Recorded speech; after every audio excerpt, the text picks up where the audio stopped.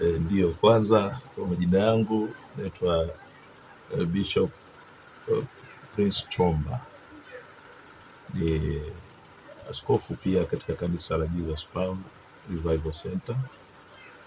Na nashukuru kwa maswali ambayo nimeweza kuulizwa. Watu walioko ndani ya kanisa hawatendi dhambi. Biblia inasema aliyezaliwa na Mungu hatendi dhambi. Kwa anayetenda dhambi ni mtu ambaye hakuzaliwa na Mungu.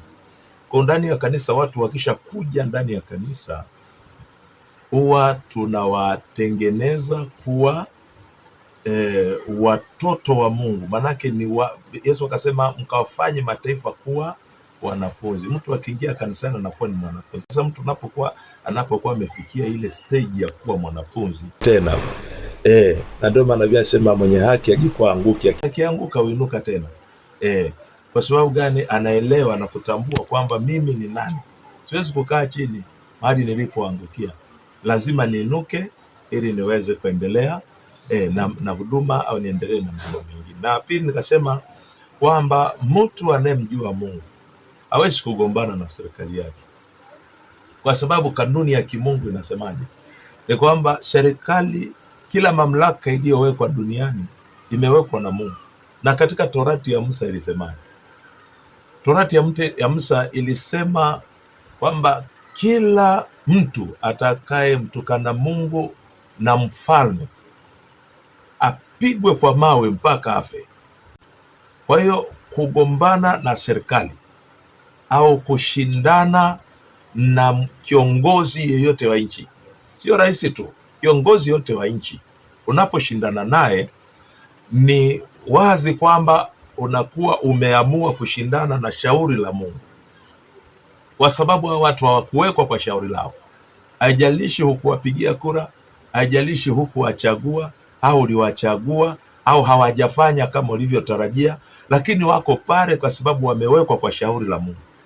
Na hususan katika taifa letu la Tanzania, tunatakiwa kuwaheshimu sana hawa viongozi ambao Mungu ametupatia, kwa sababu wanajitahidi. Pamoja ni wanadamu, hawakosi kasoro, ni wanadamu, wanaweza wakawa na mapungufu kama binadamu. Hata Yesu alipokuwepo duniani, kuna wengine walimshtaki kwa sababu waliziona kasoro kwake, kwamba alienda hekaluni akamwaga chakula. Wengine walikuwa wamechukua hela ya mkopo, wakaenda wakafanya biashara, lakini hawakuelewa kwa wanafanya kanisa, na alionekana na mapungufu, japo Biblia ilisema kwamba alimpendeza Mungu pamoja na wanadamu pia.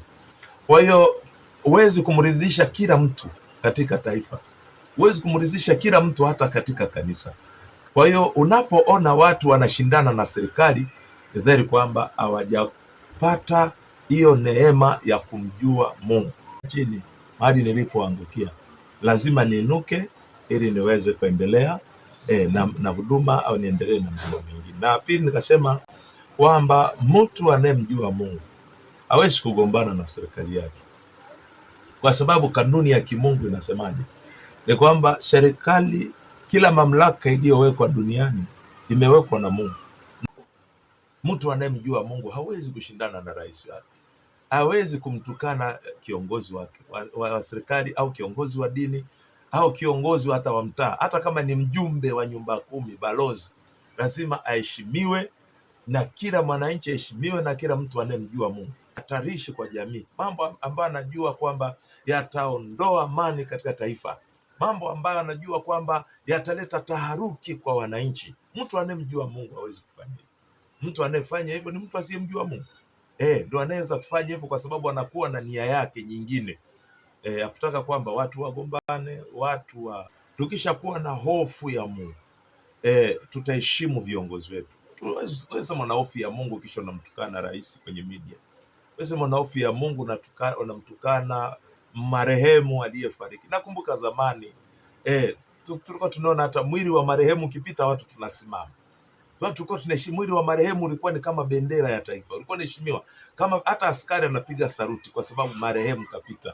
Lakini leo watu hawaheshimu mtu aliyefariki. Ndio nakuta kiongozi anaweza akafariki, watu wakaongea, wakamchafua, wakakumbushia mabaya yake. Ni mwanadamu, huwezi kujua alitengeneza na Mungu wake saa ngapi baada ya kifo. Mimi nafikiri kwamba tatizo jingine lipo kwenye, unajua nchi yetu ni nchi ambayo imekuwa na vyama vingi vya siasa. Kwa hiyo mimi nadhani pia kuna changamoto hapo kidogo, kwa sababu najua mimi nafikiri vyama vya upinzani vipo kwa ajili ya kuikosoa serikali, lakini pale inapotokea mtumishi wa serikali amefariki, nadhani msiba ule sio msiba wa CCM bali ni msiba wa taifa. Nadhani kwanza, unajua sisi kama kanisa la Jesus Power tunaamini kwamba hakuna ibada pasipokuwa na amani. Ili tuweze kuabudu lazima taifa kwanza liwe na amani. Ili tuweze kuabudu lazima taifa liwe katika hali ya utulivu.